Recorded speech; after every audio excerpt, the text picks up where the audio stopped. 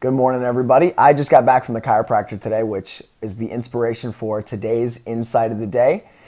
And chiropractors believe that three things can pull us out of alignment: thoughts, toxins, and trauma. Yes, thoughts.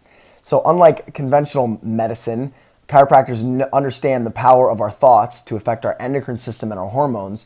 And if you have consistent thoughts that are out of alignment with who you really are, that'll start to pull your muscles in different directions, and it will cause chronic issues with your spine and alignment. So a lot of people complain that they have to keep going back to the chiropractor.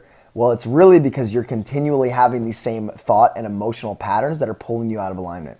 So if you can get to the root of what's causing those and put yourself into those love-based emotions of joy and gratitude, you're going to find that you are constantly in more alignment and in better health.